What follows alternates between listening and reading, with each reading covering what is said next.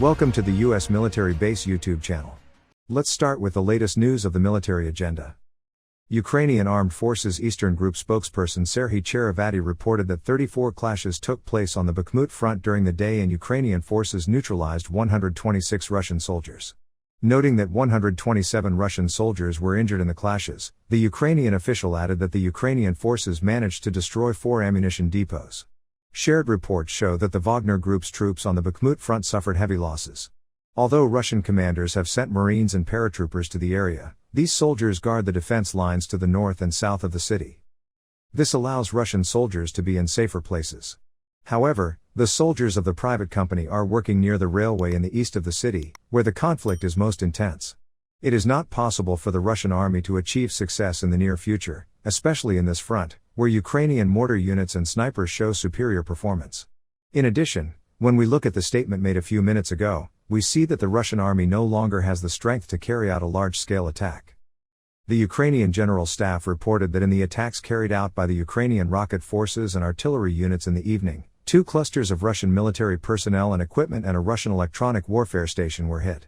Ukrainian warplanes, which carried out simultaneous attacks with Ukrainian missile units, carried out nearly 50 missile attacks on 12 strong points of Russia. It was reported that Ukrainian warplanes and unmanned aerial vehicles managed to destroy 14 Russian military vehicles, 2 valuable equipment and 4 armored combat vehicles in attacks on Russian military convoys on the Bakhmut and Marinka fronts. In response to these attacks of the Ukrainian forces, the Russian army carried out 31 missile attacks against the infrastructure systems behind the front. Taking action immediately after these missile attacks, Russian infantry units launched attacks on Bakhmut, Marinka, and Lyman. Official reports indicate that Ukrainian forces repelled a total of 50 enemy attacks during the evening hours. Although the situation in Donetsk Oblast has not changed significantly in the last 24 hours, an unexpected event has occurred in Luhansk Oblast. We have mentioned in our previous videos on this subject that military convoys of the Ukrainian army are advancing towards the Stelmakovka region west of Sawatovay. So far, there has been no conflict in the region.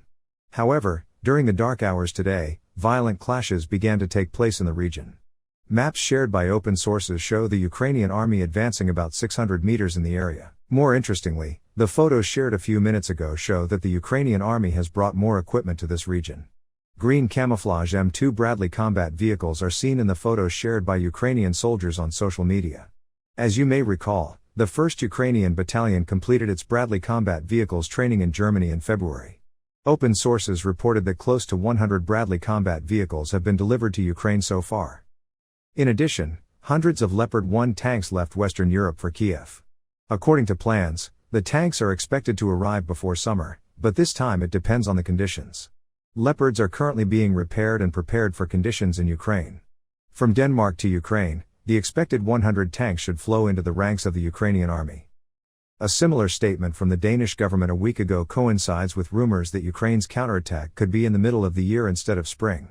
According to sources, 16 new Ukrainian brigades are currently being trained outside of Ukraine. That's about 100,000 soldiers.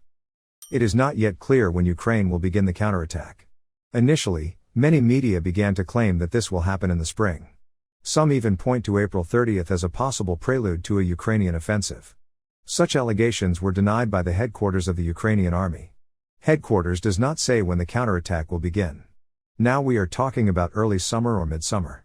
According to sources, the 100,000 soldiers in training will only have to start their preliminary operations against Russia when they are well equipped with Western-supplied platforms, equipment and small arms. In addition, Russia's Pacific Fleet has been undergoing surprise inspections in recent days. According to the news in the Russian press, the surprise checks that started on April 14th will end tomorrow. Today the Tu-142 anti-submarine warplane was launched into the air. In the assigned mission, enemy submarines were discovered at the last moment.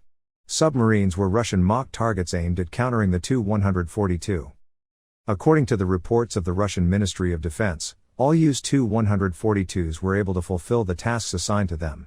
During the mission, the aircraft carried out search, classification and tracking activities for allegedly hostile submarines with the release of search equipment, the ministry said.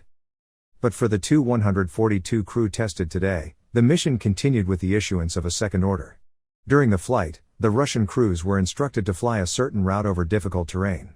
During these flights, Ground communication was cut off and a joint operation exercise was carried out by communicating with the crews of other aircraft participating in the inspection. Unannounced inspections are practices for the preparation of military combat capability and effectiveness, which must ensure that the inspected military units are ready for action. These exercises are called flash drills because the military command decides at any time to check the performance of the equipment without prior warning. The Land Forces Command places guards that are not dependent on the inspected combat unit in order to avoid any manipulation on military platforms during the inspection. In this particular case, security came directly from the Army headquarters in Moscow. Security blocks access to all military platforms to be scanned and audited.